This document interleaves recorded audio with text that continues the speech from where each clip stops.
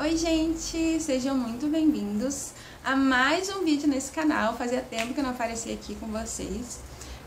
Para quem não me conhece, eu me chamo Débora, sou estudante de medicina, agora indo para o segundo semestre, e eu decidi vir aqui falar com vocês para detalhar aqui como é que foi meu primeiro semestre na faculdade.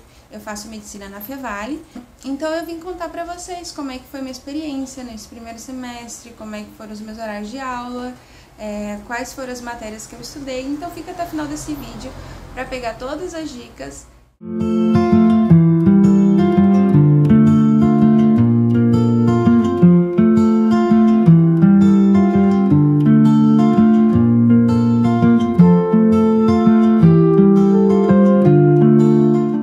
Bom, primeiro falando sobre os horários das minhas aulas, eu vou deixar aqui na tela para vocês quais foram os horários de segunda a sexta-feira.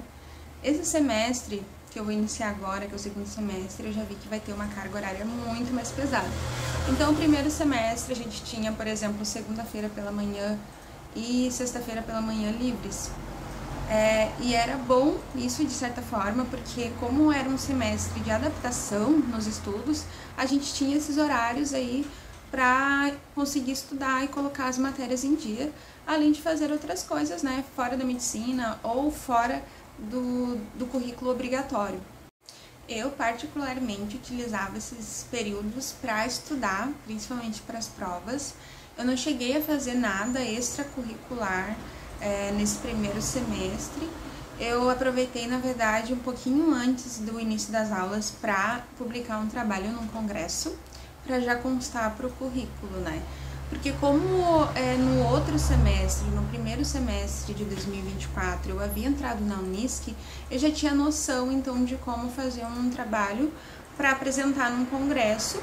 E aí, antes de iniciarem as aulas na Fevale, né, o primeiro semestre, aí eu fiz esse trabalho para publicar no congresso, no primeiro congresso de urgência e emergência do Brasil. E foi um trabalho aceito. Em relação ao currículo da Fevale, a Fevale basicamente divide as matérias do primeiro semestre em 3 módulos: Medicina e Sociedade, Cenários de Aprendizado da Saúde e Biofuncionais 1. Aí dentro de cada bloco vai ter as matérias. A nota final normalmente é a soma das notas dos trabalhos de cada matéria.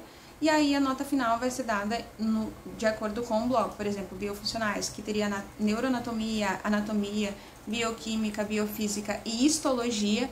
Todas essas matérias, então, elas vão ter ali as suas avaliações, e no final vai ser a soma de todas essas avaliações para constar ali como nota no primeiro semestre desse módulo. Assim também em Medicina e Sociedade. Em Medicina e Sociedade, a gente teve matérias como antropologia, é o estudo, então, da sociedade. A gente estudou sobre a questão racial, sobre a questão da diversidade. A gente também teve, nesse mesmo bloco, psicologia médica, onde a gente entendia, né, para além dos sintomas físicos do paciente, toda essa questão de como lidar, né, com o psicológico, entre outras coisas, tipo como a gente enfrentaria de fato a vida na medicina, né, tendo um olhar humanizado, né, para com um paciente. Além disso, a gente teve também a matéria de informática médica, que foi uma matéria assim essencial na nossa formação, porque a gente entendeu os aplicativos que são utilizados hoje em dia na saúde. Além disso, a gente teve uma parte dessa matéria no qual fomos instruídos a como utilizar a inteligência artificial ao nosso favor.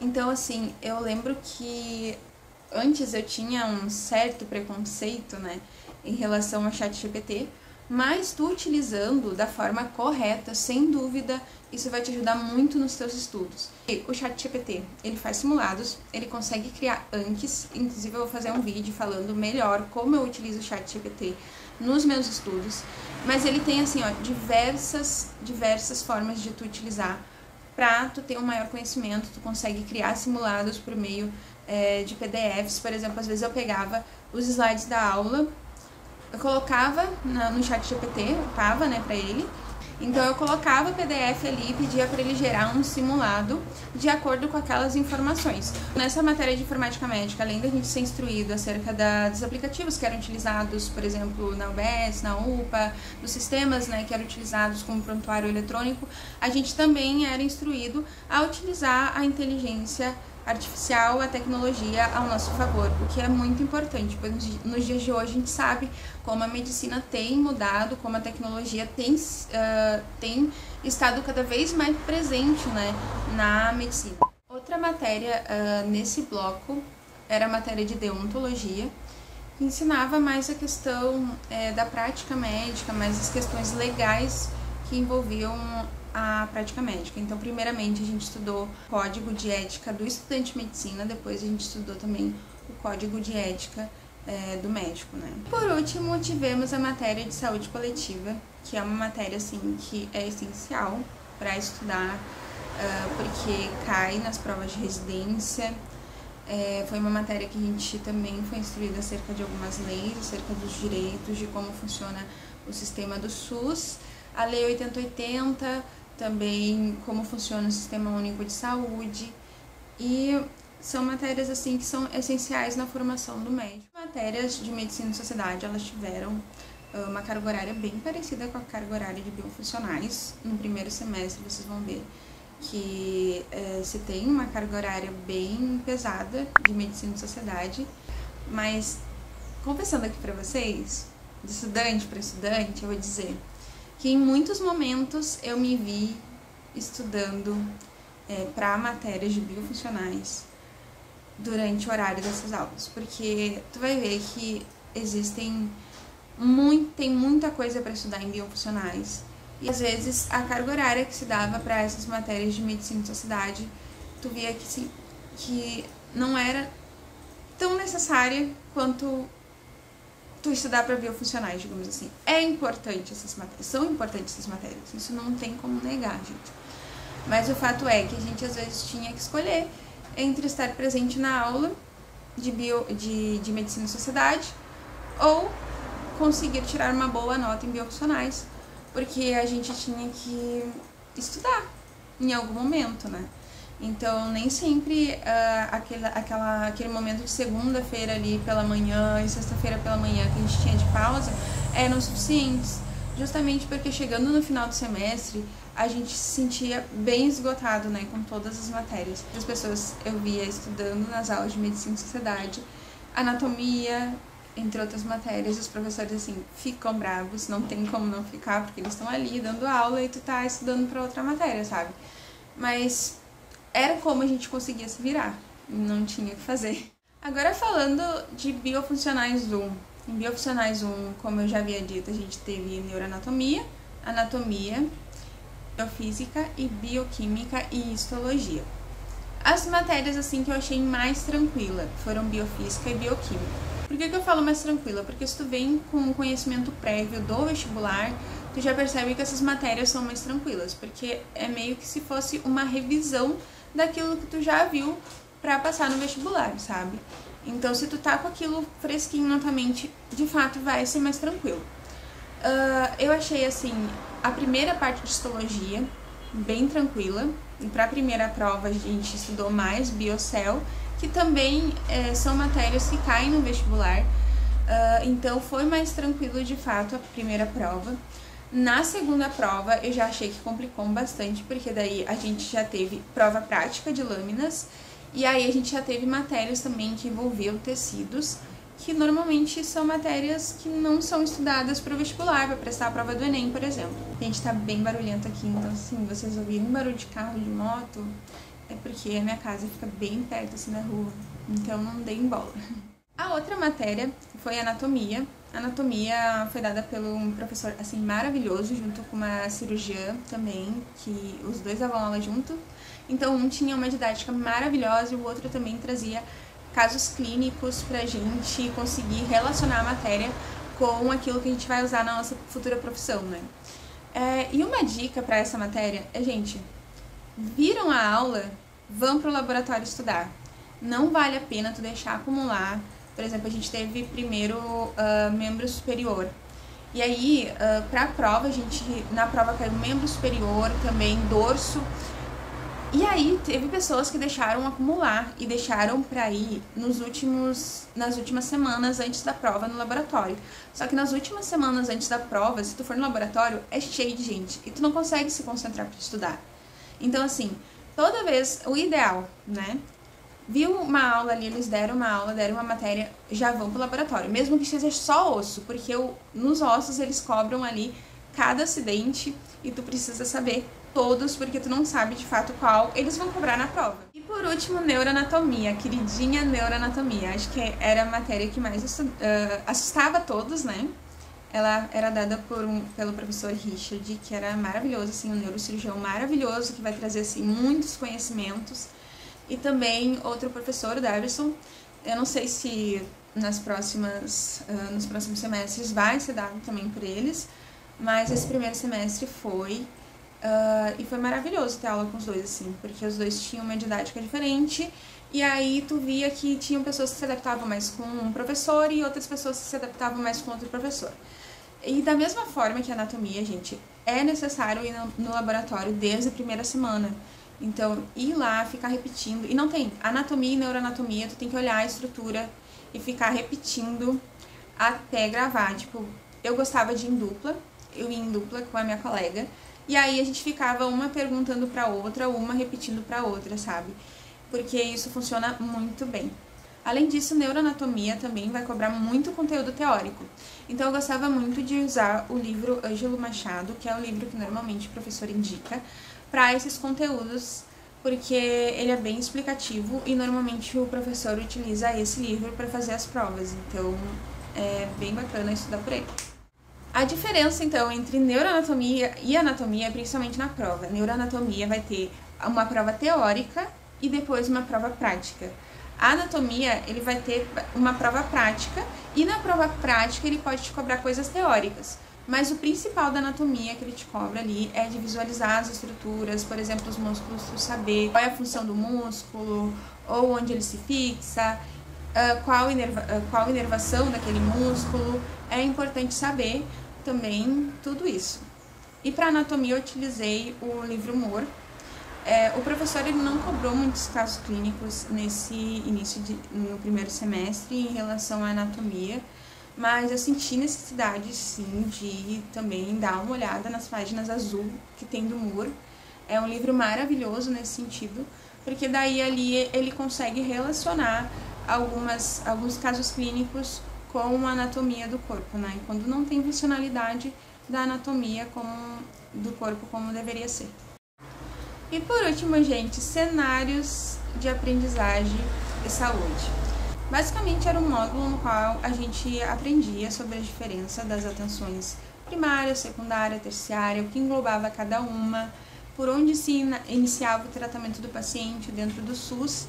Aí nas primeiras semanas a gente teve aulas teóricas sobre isso, então os professores apresentavam, teve até inclusive um convidado especial da SAMU explicando como é que funcionava o sistema, né, da SAMU.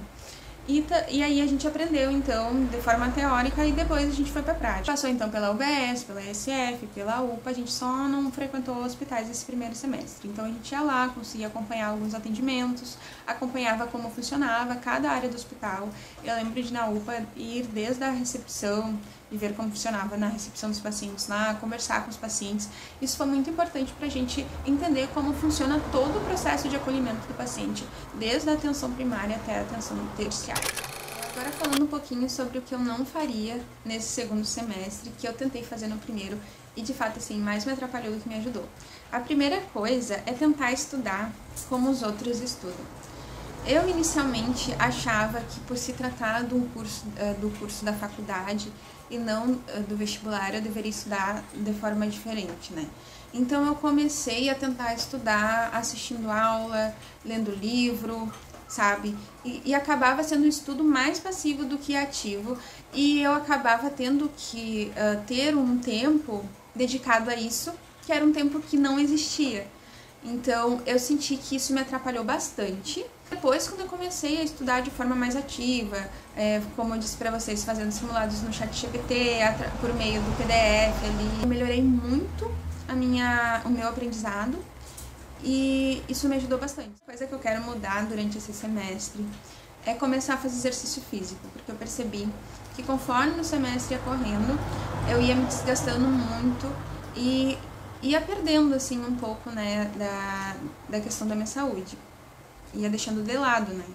Porque a gente tem que pensar que se a gente não tiver com um físico bom, o nosso psicológico, a nossa mente, o nosso aprendizado não vai melhorar. Então eu achava que às vezes, deixar de lado o exercício porque eu preciso estudar aqui, preciso estudar isso, preciso estudar muita coisa para estudar. E aí acabava, gente, que eu me sentia muito fraca. No final do semestre eu estava esgotada, justamente porque eu não fazia exercício físico e também porque eu não soube me organizar em relação a isso. Coisa que sem dúvida eu mudaria é assim, não deixar as pessoas montarem em cima de ti. Tu vai ver que tem pessoas na faculdade que, assim, vão ser ótimas pessoas, ótimas amizades, mas pra fazer trabalho vai ser muito difícil de fazer trabalho com elas, porque por vezes elas não vão cumprir prazos, ou vão fazer de qualquer jeito, ou não vão fazer e vão deixar tudo pra ti. Então, assim, gente, tem que separar. Tu tem que procurar pessoas pra fazer trabalho que de fato vão te ajudar e vocês vão somar junto, porque todos vocês vão ter o mesmo tempo. Então, todos vocês têm que se dedicar igualmente aos trabalhos, né? É o grupo, por isso que o trabalho é feito em grupo, porque todos têm que fazer. Então, tinha trabalhos que às vezes ficava eu e mais uma colega fazendo sozinhas, e a gente tinha coisa para estudar também. Então, assim, a gente se desgastava muito nisso, deixava de fazer, de ter uma liberdade maior nos fins de semana, por exemplo, para sair com a nossa família, para estar fazendo parte do trabalho dos outros. Então, isso é uma coisa, assim, que vocês têm que cuidar muito e que eu vou cuidar muito nesse semestre, né? Porque uma coisa é amizade, né, gente? Outra coisa é você ter que fazer todos os trabalhos pela pessoa e a pessoa fica lá no bem bom, né? Isso não é nem um pouco certo. Agora, falando sobre o que eu acertei. Eu acertei muito desde a primeira semana no laboratório de anatomia. Eu acertei muito em conversar com as minhas veteranas, ver se elas conseguiam provas antigas e também buscar o método mais ativo de estudo. Isso me ajudou muito nas provas. Eu consegui muito bem esse semestre, inclusive tirar uma média de 9. Então, assim, eu consegui manter a média que eu queria.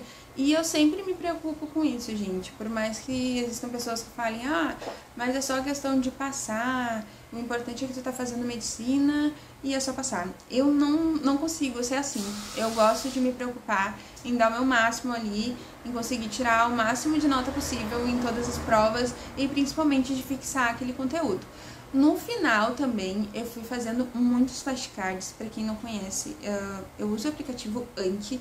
Inclusive, quando eu for falar como eu utilizo o ChatGPT, eu vou trazer também essa parte do Anki, que é onde eu monto os flashcards. E eu já fechei daí todas as pastinhas do primeiro semestre, porque todas as matérias eu vou precisar para a prova de residência lá no futuro. Então, é uma matéria que eu sempre tenho que estar vendo. Então, não só para a questão da prova de residência, mas também para o conhecimento clínico que eu vou precisar daqui a um tempo, né? Então, para o bem do paciente, é importante que eu fixe o máximo de conteúdo que eu conseguir desde o ciclo básico. É isso, pessoal. Espero que vocês tenham gostado desse vídeo. Sem dúvida, esse primeiro semestre foi um semestre de adaptação, de eu me conhecer, né, como essa nova estudante. Porque antes eu estudava em casa, como vocês sabem, para o vestibular, e eu estudava, assim, fazia meus horários, então eu tinha a minha rotina, estudava de forma mais ativa, e aí tu mudar dessa rotina para uma rotina em que tu vai lá sentar, assistir horas e horas de aula, não é fácil, mas eu aprendi a me adaptar. Então eu espero de verdade que vocês tenham gostado desse vídeo, que ele ajude vocês, que ele inspire vocês a fazer essa faculdade maravilhosa que é a medicina, é um curso maravilhoso de fato. E me contem aqui a experiência de vocês no primeiro semestre, ou se já estão em semestres mais avançados. E deixa o seu like também, se vocês tiverem mais alguma dúvida em relação à faculdade de medicina ou à própria faculdade Fevale, podem comentar aqui que eu respondo vocês, tá bom? Um beijo e até o próximo vídeo!